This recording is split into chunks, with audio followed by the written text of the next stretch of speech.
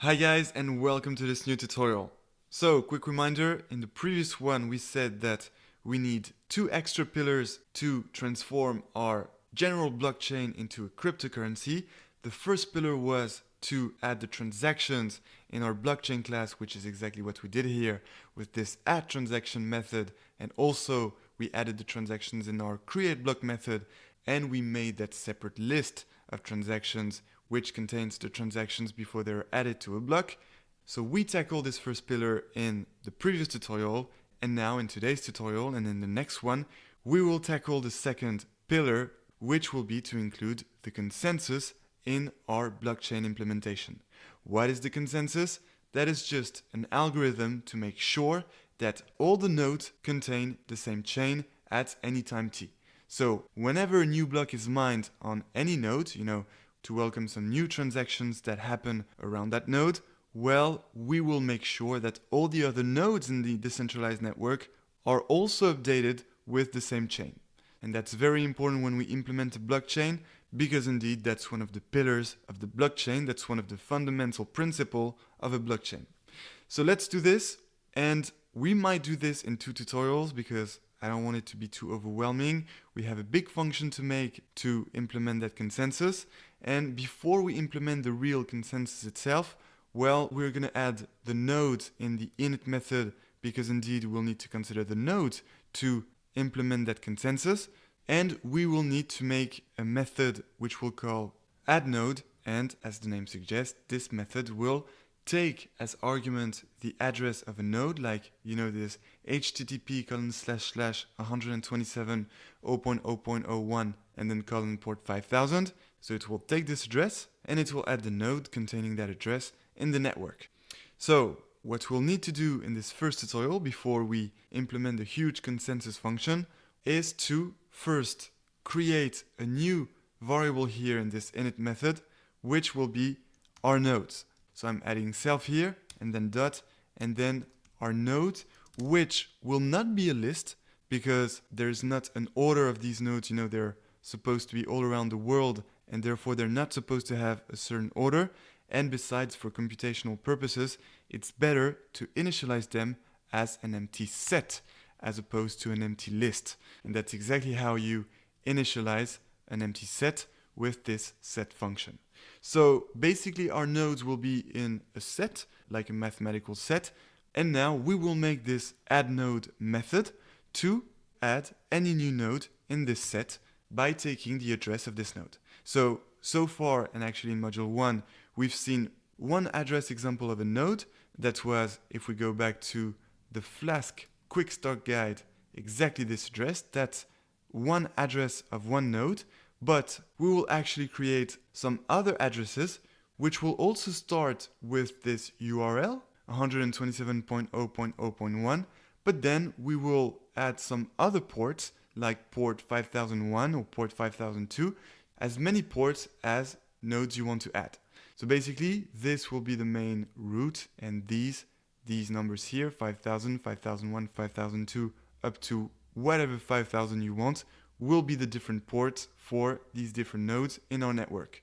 All right, so that's the address we will input as argument of this add node method we're about to implement, and this add node method will take that address and add the node to this set of nodes. All right, so let's do this. Let's add this method and we will create it right after the add transaction method. So let's do this. Def, then I'm going to call this method add node. And then as we said, this method is going to take, well, two arguments because of course it's going to take first self, since we'll be using one variable of our class, of our blockchain class, which as you might guess will be the nodes variable we just created 30 seconds ago. So that's what this self will be for. And now the other variable, as we said, is the address of the node. All right. So it will take the address of the node, and now what we want this method to do is to add the node containing that address to our set of nodes.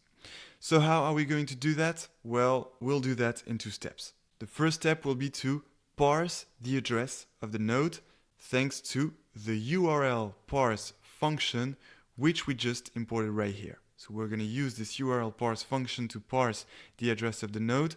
Don't worry, for those of you who don't know what parse means, I'm going to show you what this means in the console. And we import this function from this URL lib library and then from the parse module. So let's do this. Let's go back to our add node method and let's parse the address of the node. So since this URL parse function will actually return the parsed address of the node, I'm going to introduce here a new variable which will be parsed URL.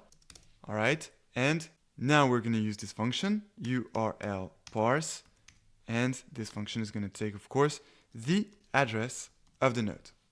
Okay, URL parse address. Now we have our parsed URL. Perfect. And now we are ready to add this node to the network by taking our set of nodes, which we called self.nodes. So this is our set of nodes. And now we want to use something similar to the append function to basically add this node to our set of nodes. However, remember, nodes is not a list, so we cannot use the append function because append is only used for lists, but instead we have simply the add method in which you have to input what you want to add. That is not exactly the parsed URL of the address, but the parsed URL.netlock. And now, no worries, I'm going to show you right now what all this means.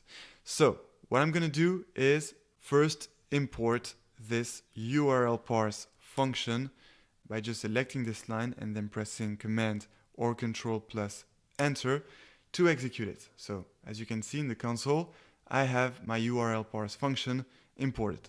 All right, so that's the first thing done.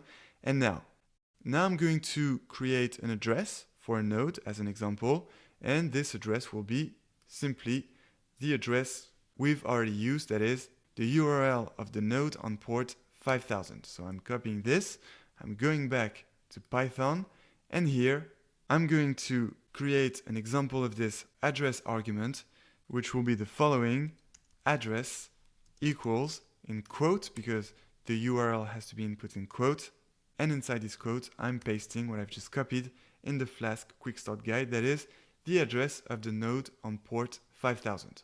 So since I just typed this in the console, I just need to press Enter. All right, so now the address variable is created.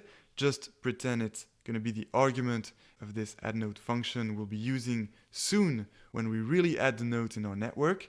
And so now what I'm going to do is show you what these two lines will do. So first, I'm going to take this, either execute this directly or copy this, then paste it in the console, and then just press Enter to create this variable, and then I can just type this parsed URL to see what it looks like. So Enter, and here is the result of this parsed URL. So this is what parsed URL contains. This is what parsing a URL means. You know, you get the scheme, which is HTTP, and then you get the netlock, as we already introduced here. You get the netlock, which is the URL, including the port 5000. And this is exactly what we want to get when we want to add our node into our set of nodes. We want to get the netlock, that is the URL, including the port. And that is why when I execute this, or again, just copy it and paste it here and just press Enter, well, what I get exactly is this URL, including the port. Basically, we just get this part with the 5000. And that's enough to identify our node, because that's like a unique identifier of our node, and that is enough to add in the set of nodes. All right, so not too overwhelming when we have a look at it in details in the console. So we now have this add node method to add a node in our set of nodes. That's perfect. That's the first step. And now the next step is, of course, to implement this consensus, which we'll do through a big function that we'll call replace chain, because basically what this function will do is it will look at all the nodes in our decentralized network, it will check the chain of each of these nodes, then it will spot the longest chain, and basically in any node that contains a chain that is shorter than the longest chain, it will replace that chain by the longest one.